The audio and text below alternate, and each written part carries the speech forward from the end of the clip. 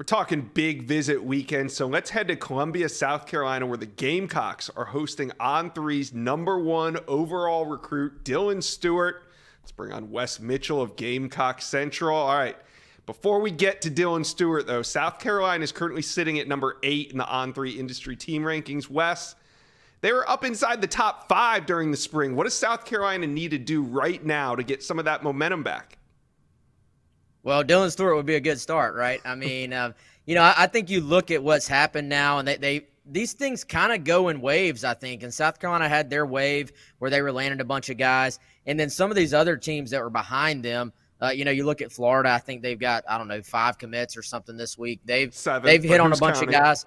7. Okay, there you go. So other schools have kind of just passed them, and Carolina maybe needs to – it's not that they've missed on many guys. It's just they've got to find their next stretch, I think, where they're able to land some guys. And so, you circle this weekend. This is the third of what are 3 big official visit weekends for them in June. And, 4 are their really just massive top-of-the-board type targets, are out there left, as well as, hey, you got 8 committed guys who are coming in for their official visits as well.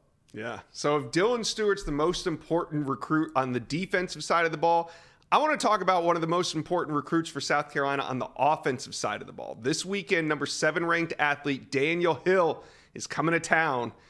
Wes, it's a close battle right now on the recruiting prediction machine between Bama and South Carolina.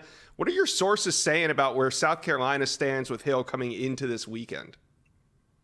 We have thought for some time that South Carolina is the favorite here. Now, I think it's kind of a situation, a classic situation where it seems like Bama maybe feels pretty good. South Carolina feels pretty good as well. And he was just on his official visit to Alabama this past weekend. Official visit coming up, obviously, like you said, to South Carolina this weekend. And, it's a true battle. He has been a top target for South Carolina for quite some time. Like you said, listed as a number 7 athlete. The Gamecocks want him as a running back all the way. That's a position of need for them. They want to take 2 backs, but certainly he has kind of emerged as that top priority target for him. Montario Hardesty and Jody Wright have sort of tag teamed his recruitment. And, I think the Gamecocks go into this weekend hoping that they can get Hill to kind of lock in and complete his recruiting process, because he's one that's talked about, do I do it in the summer? Do I wait it out, take some visits in the fall? If you're the Gamecocks, you want him to go ahead and lock this thing in within the next month or so. Yeah, that would sure get the momentum going again. So let's talk about the big weekend. It's here. 5-star plus edge Dylan Stewart will be in town for his official visit.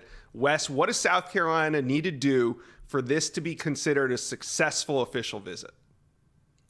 I think, first of all, you want to let him spend as much time around his potential future teammates as possible. You go back, I think we talked about it on the show last time, sort of the Nicholas Harbor blueprint was to get a guy who is from out of state, obviously from nowhere near South Carolina, as comfortable around other players at South Carolina as possible. And that was a big deciding factor with Harbor. You look at Stewart, he's been on campus, I think it's 7 times now. So he's seen the facilities, he's seen the stadium, he knows what defense they're going to run, all that other stuff you talk about. I don't even know if it matters at this point. This is about, I think, locking it into his brain that, hey, I'm most comfortable at South Carolina. This is where I see myself, and this is kind of where the best fit is. So I think if you're South Carolina, you're not holding anything back this weekend, but you also are going to have to get a little bit creative, right? Because he's already seen a good bit of what you have to offer. So I don't know. Maybe you have maybe Clowney calls in or something. I don't know, but you're going to have – this is the time to get creative and really sort of lock in on letting Dylan Stewart see exactly that vision of what his career might look like at South Carolina. Hey, if you're going to bring out the big guns, this is the weekend to do it. All right, I don't really want to ask you this, but I know the South Carolina fans watching want me to. I'm lying. I really want to ask you this question. Is there any chance that Dylan Stewart commits while on campus this weekend?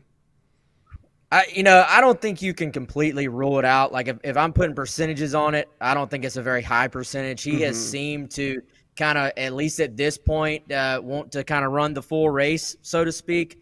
So my prediction would be that he won't, but I don't know if you can completely rule it out either. So that's my somewhat trying to give you an answer while also dodging the question. But I don't know. Maybe we'll give the people what they want and put in an RPM prediction for the Gamecocks with Stewart this weekend. That would almost be just as That's halfway there. All right. Yeah. Speaking of commitments, who do fans need to have on commit watch this weekend? Give me your bold prediction.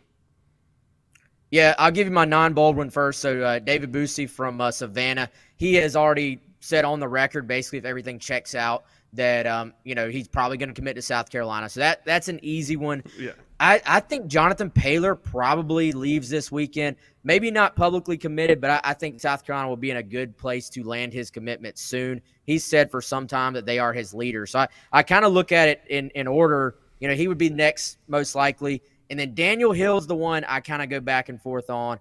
I could see South Carolina putting themselves in a position to go ahead and get him on the commitment list this weekend.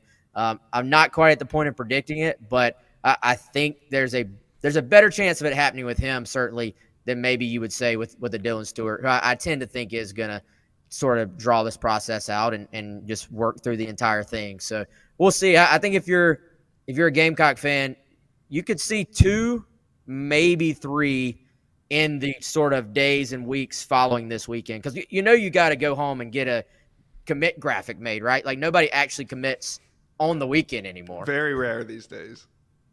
But look. So we'll see, guys. I think it'll be a big weekend either way. Yeah, I think the weekend is going to be good for sure, has potential to be great, and if all things go right, it could be a historic one for the Gamecocks. We'll be watching. We'll be plugged into Gamecock Central all weekend long. Thanks for stopping by the Inside Scoop, Wes. All right, sounds good. Thanks, man. Thank you for watching. Make sure you smash that subscribe button for me, and remember to check out all the videos on the On3 YouTube page.